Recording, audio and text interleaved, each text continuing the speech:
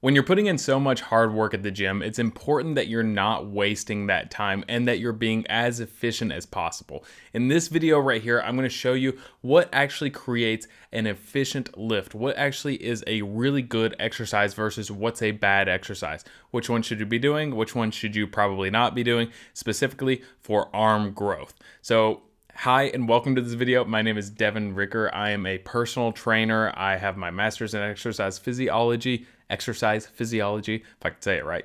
And in this video, that's what I'm going to show you. So let's just go ahead and jump in. So first off, let's talk about the factors that actually make a good exercise. The very first thing, this is going to sound just plain and simple. It's going to sound like duh, but you want to make sure you're choosing an exercise that actually targets the muscle. And not only does it target it, but the targeted muscle is the limiting factor. So for instance, if you're going to be doing something for your quads, you want to be doing something like a leg extension, something where it's actually working that muscle. But is it the limiting factor? I would argue that yes, the quads are the limiting factor in that muscle. So a good comparison would be like, maybe squats. Maybe on squats, your quads aren't necessarily the limiting factor, but maybe your back or your glutes or something like that, or your core, so there's a lot of other muscles involved, not necessarily just your quads. So that's what we have to think of first, is we want to make sure we're targeting the muscle, and are those muscles that we're targeting necessarily the limiting factor? Now, this is mostly for hypertrophy training, like if you want to get bigger, you want to gain muscle. It's not necessarily for sport or strength. For instance, like in sport, like let's say you're playing football or something, squats would be way, way more valuable than most other exercises for the legs and for leg strength. But for something like hypertrophy, there might be better options like a leg press or a hack squat or something like that. So that's the first thing we need to think about. The second thing is like, does the exercise provide stability? For instance, going back to the leg muscle example, you don't want to do like a Bosu ball squat, right? You have like very limited stability. And I know it's almost become a meme at this point, like in gym culture, where you see like bad trainers having their clients on Bosu balls because it's harder to do. That's so incorrect for multiple reasons. But one of the big things is the more stable the exercise, the better it is for you, because you can produce more force, you can lift more weight, and it's just going to be more valuable to those muscles overall. So make sure whatever you're doing is stable. Another good example of that that's not so extreme is like maybe if you're wanting to work your shoulders or your triceps or something like that, maybe a standing overhead press versus a seated overhead press. Where you're standing, you're working a lot of the core out. There's a lot more room for error. Whereas if you're seated, and especially if you're seated on a machine, it's on a set track. So there's almost no stability involved at all. So you can produce more force, and that might be more beneficial for hypertrophic gains. So that's another thing to think about. One more, there's a lot of other ones, but another really big one is make sure that whatever you're working, whatever exercise you're choosing, you get a really good stretch in the muscle. And we'll talk about that more in our examples here in just a little bit, but think about like going back to that quad example. One of the reasons why the leg extension may not be your best bet for growing your quads is because you're limited. Your legs are literally just bent like this and they extend up. But if you were able to bend them back behind you even more, like on a leg press or a sissy squat or something like that, you could actually get more of a stretch at both the knee and the hip joint. Whereas on the leg extension, most of the time you're sitting upright. So if you do a leg extension, I encourage you to put the seat all the way back and then lean back into the seat. That way your hips are a little bit more open and you can work more of that. It's called the rectus femoris. Hit that more whenever you're doing a leg extension. So you want to make sure that you're stretching out the muscle that's being worked and you're actually working it in that stretched position. So those are some of the biggest factors. There's a couple of other ones, but we'll just stop right there for now. Those are some of the big ones that we're going to take into account. Now let's get on to why you're actually watching this video, which is don't do these exercises if you want to grow your muscles, especially your arm muscles.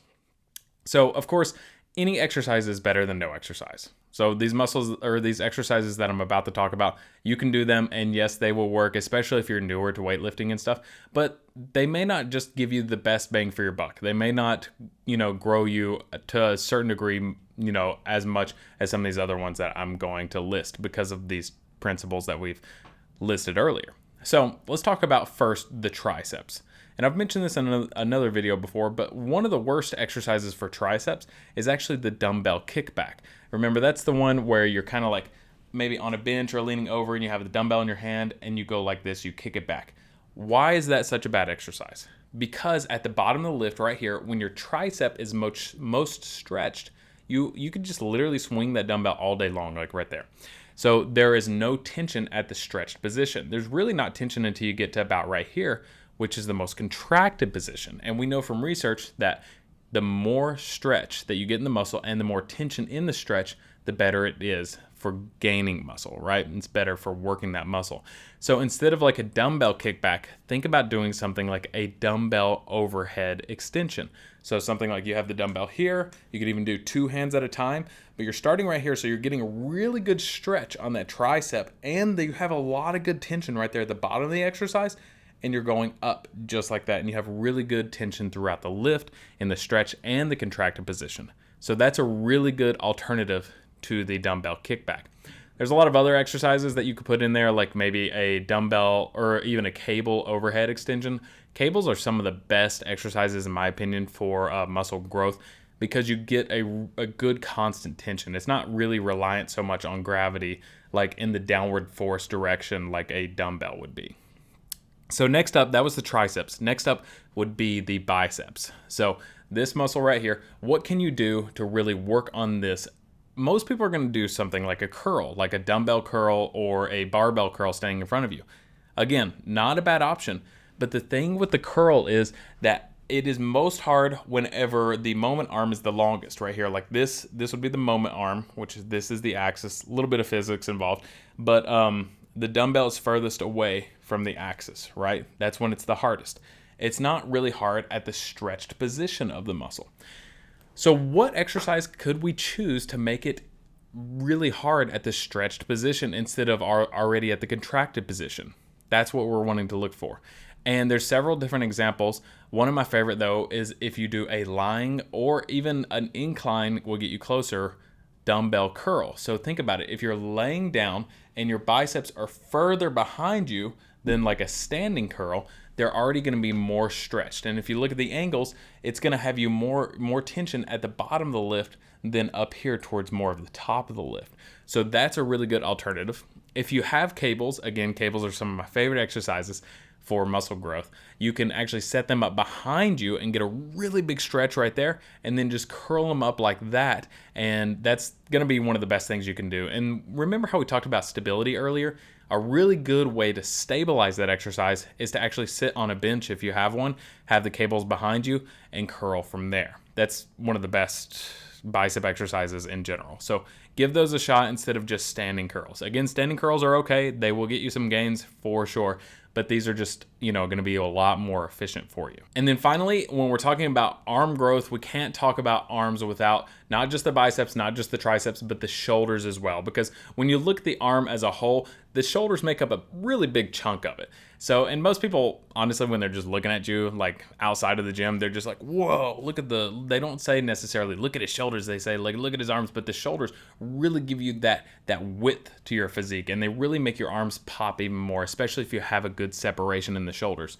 So most people for these will do a standing dumbbell lateral raise or dumbbell side raise, whatever you want to call it. What did I say? A standing dumbbell side raise? Yeah. And they'll just come up to the side, and those work really well. But again, the force curve isn't advantageous to you as much as other exercises that I'll mention here in a second. For instance, the dumbbells get hardest at this position when the delt is most contracted, whereas at the bottom, you could like just hold it there all day long until your grip gives out, but you're not really working the delts. So what exercises can we do to make it more efficient and to make it work the delt in this stretched position? Well, there's 2 that I have for you. The first is if you actually lean over, let's say we're working this arm.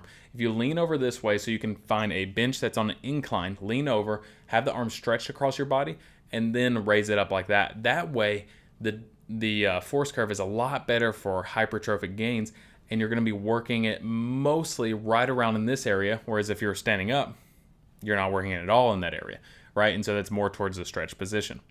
Another thing you can do is use the cables, and I personally, like if you've never tried this before, you have to try this exercise. It's my new favorite delt exercise.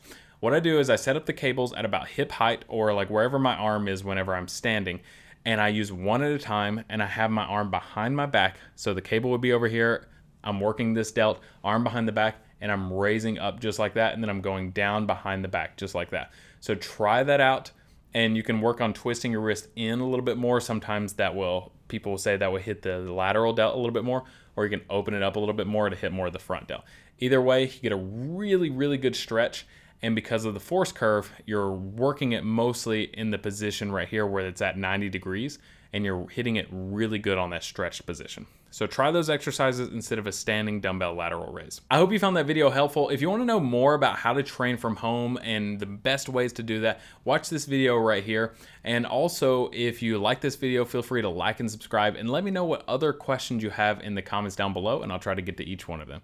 Thanks again for watching. I'll see you in the next one.